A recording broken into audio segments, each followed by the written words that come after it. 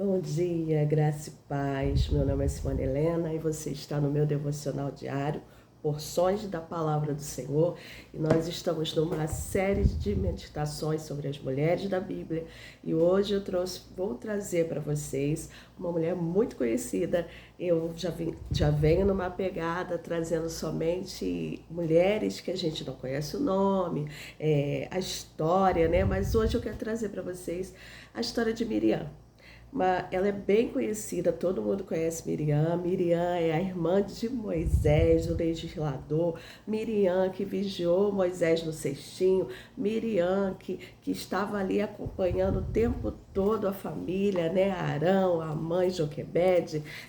Já trouxe aqui a história de Sifá e Puá, que os rabinos dizem, né, que Sifá e Puá era Miriam e Joquebede, mas hoje eu quero trazer para vocês que nem toda mulher tem um exemplo bom para gente, mas por fazer coisas erradas, elas trazem sim um momento para que nós possamos pensar e não fazer igual a ela. O que eu quero trazer para vocês é o pecado de Miriam. É aquele pecado, o pecado de Lashon Hará. Simone, que nome é esse? Que pecado é esse, o pecado de Lashon Hará? É o pecado da maledicência.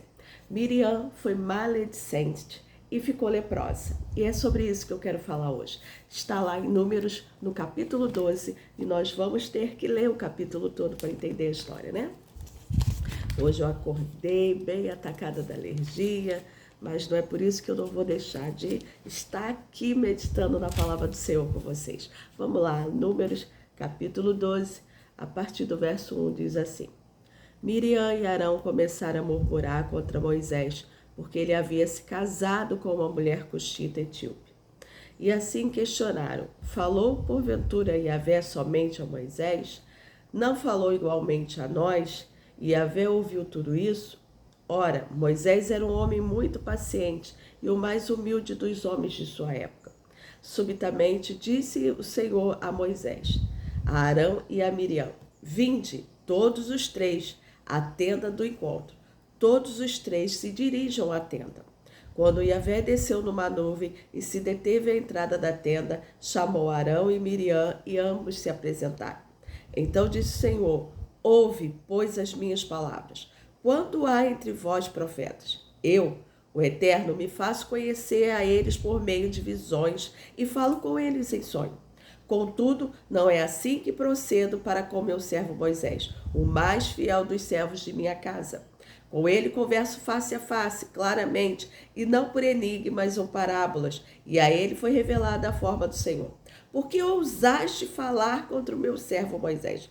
Então a ira do Senhor se inflamou contra eles, e ele os deixou. Quando a nuvem se afastou da tenda, Miriam estava com o corpo todo tomado por uma terrível doença de pele.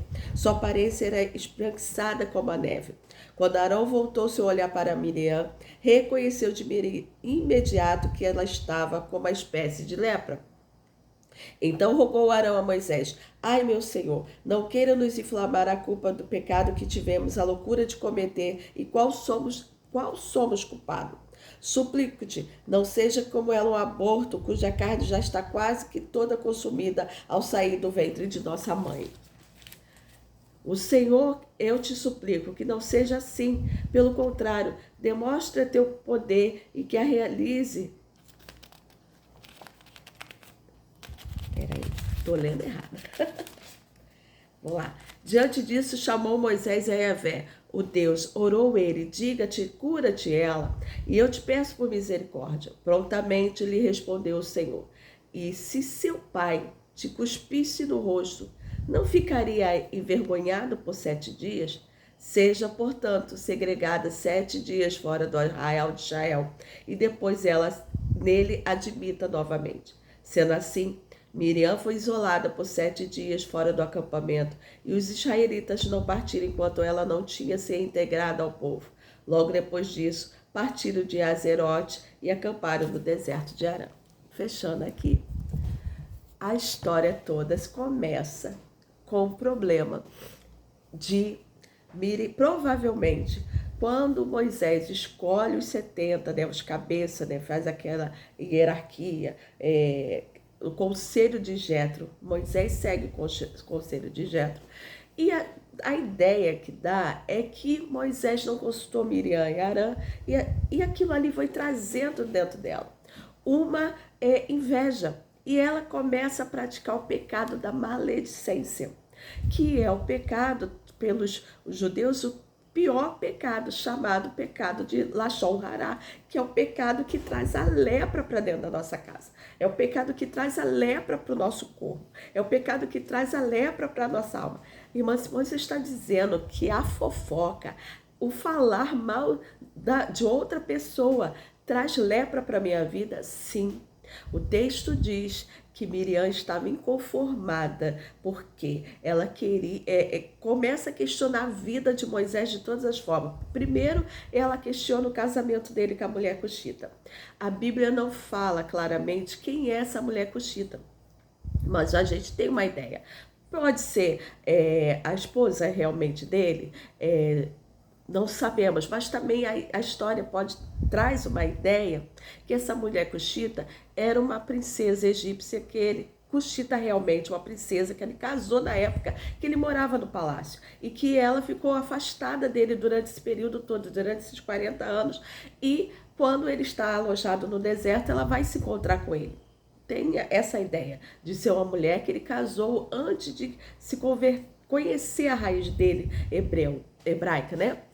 E também tem a ideia de ser a esposa que ele casa no deserto. Então a gente tem essas duas vertentes, porque aquela região é uma região de Cush.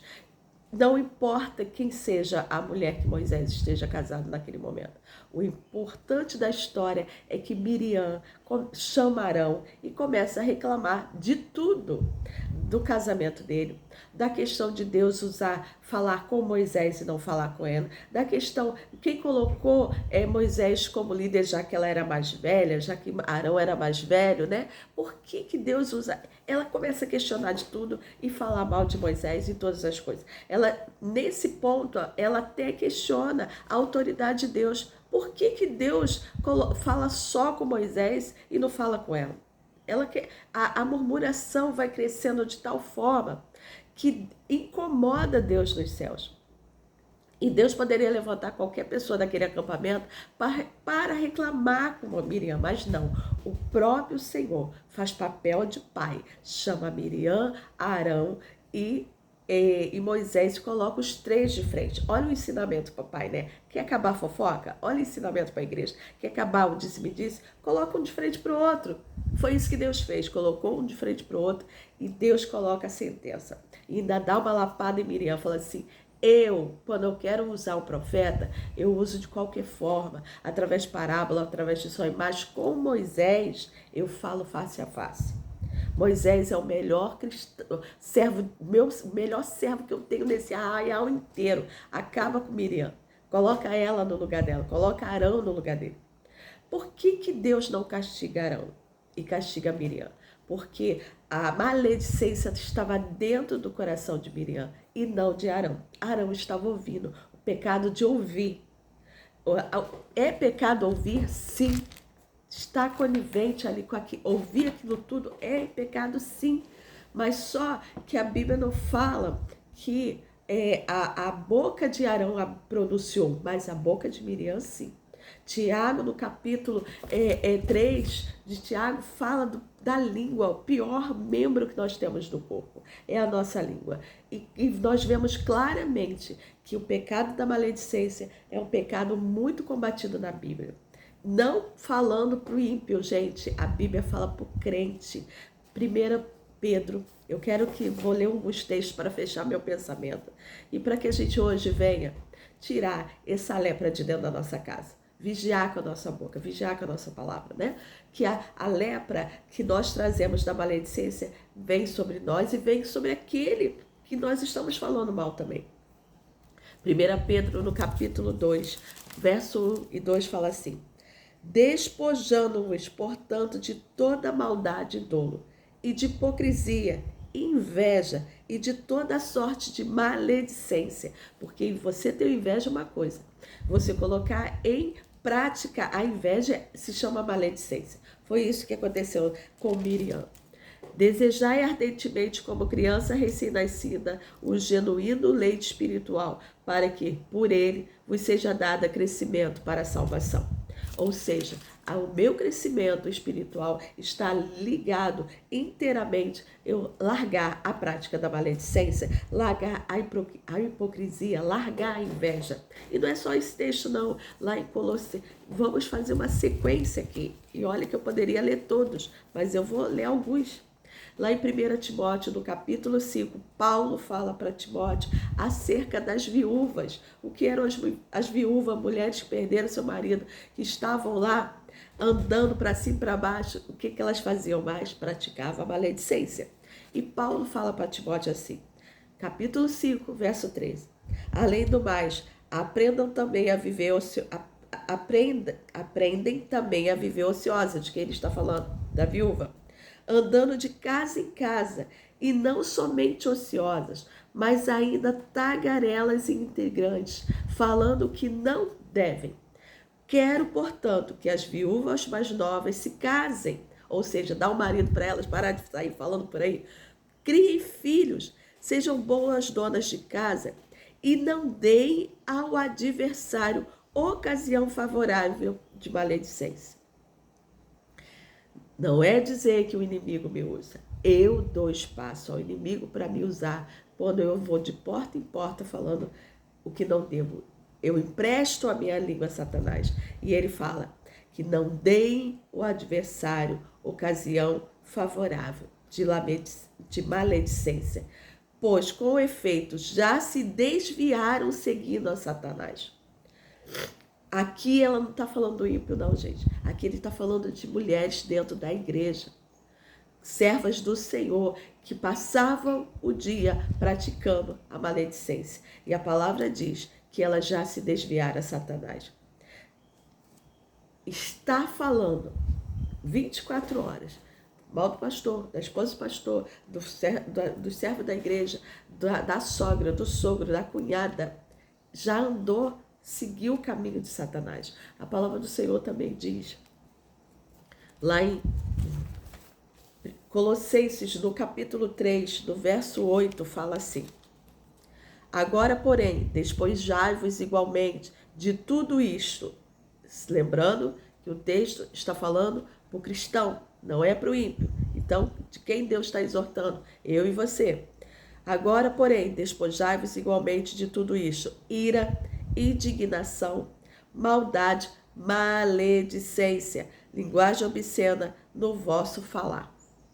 A maledicência sempre está presente. Falar mal do próximo é abominação diante de Deus. Miriam ficou leprosa. O judeu, o maior pecado que existe é o pecado da maledicência. É o que traz uma maldição sobre sua casa. A palavra do Senhor também, eu quero fechar aqui com 1 Coríntios capítulo 6,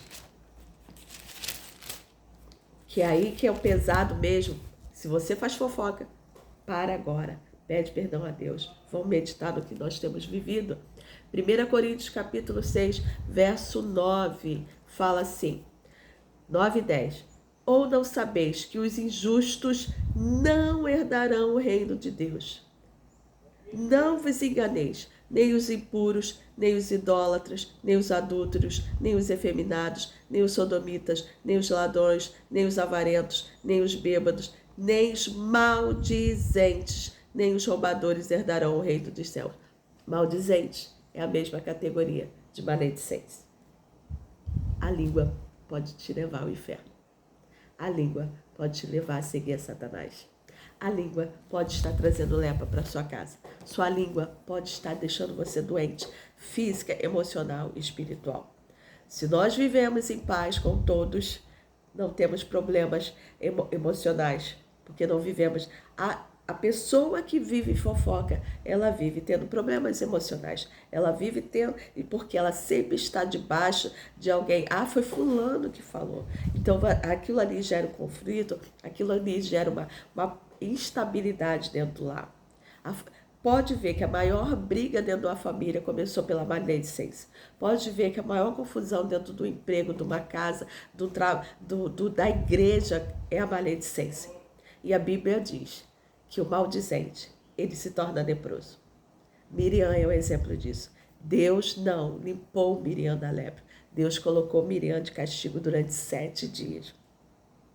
Miriam era uma mulher muito importante. Era uma mulher de grande referência naquele lugar. Imagine todas as mulheres do arraial falando que o exemplo de mulher estava leprosa. A cabeça da igreja naquele momento, né? Porque ali era como se fosse uma grande igreja. Moisés, o legislador, Arão, o sacerdote, Miriam, era onde as mulheres iam falar, conversar, referência para quem essas mulheres daquele arraial falar. E essa mulher estava leprosa por causa do pecado da maledicência, o Lashon Hará. A maldição caiu da vida dela, em todas as áreas, física, corpo leproso. Ela foi excluída do arraial, passou 7 dias sozinha, dormindo naquele lugar abandonado, sozinha, longe de todos, porque estava de castigo físico, emocional e espiritual.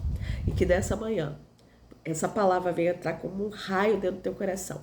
E você venha analisar em que área da sua vida está leprosa. Em que área da sua vida a doença tomou conta por causa do que você tem falado, do jeito que você tem vivido. Se a maledicência é o que abunda dentro da sua casa, você fala mal do filho, da sogra, até do próprio filho você fala mal. Vamos parar e analisar. É tempo de limpar. A palavra do Senhor no Novo Testamento não fala que lepra se cura. Fala que a lepra é limpa. Ele foi limpo da lepra. Não vê a lepra como uma doença que precisa ser curada, mas que precisa ser limpo. O que é limpo? É algo que você pega, retira a sujeira. Então é o tempo de tirar a sujeira emocional. Fechar a nossa boca, fechar o falar além do necessário. Estar fora da casa das pessoas, né? Porque Paulo fala daquela que anda de casa em casa. É bom ter comunhão com todos, é bom estar visitando a todos, mas é muito bom ter essa comunhão e essa paz com a boca fechada, na hora certa e no tempo certo. Amém? Que aprendamos com Miriam, que não permitamos que a lepra entre na nossa casa, na nossa vida e na nossa família. Deus, muito obrigado por essa palavra, por essa reflexão. Que nesse momento, tiremos, Senhor, o pecado de Lashon Hará, essa maldição sobre nossa família, sobre nossa casa, essa doença, essa lepra do meio da nossa igreja, essa lepra do meio do nosso trabalho, essa lepra dentro da nossa família. Senhor, é isso que eu te peço, em nome do teu Filho amado Jesus. Habite, Senhor, no nosso ser. Venha trazer, Senhor, sobre nós essa paz de entender que falar mal, que dar espaço a Satanás, de emprestar nossa boca ao inimigo, vem trazer grandes maldições sobre a nossa vida. Limpa, Senhor, de toda lepra, que sejamos limpos, revestidos da tua graça. Em nome do seu Filho amado Jesus, é isso que eu te peço. Amém. Se você gostou dessa palavra, se ela falou no seu coração, compartilha com aquele que precisa ouvir. Dá um like, comenta aí, porque é assim que você divulga a palavra do Senhor. Beijo, até amanhã, se Deus quiser.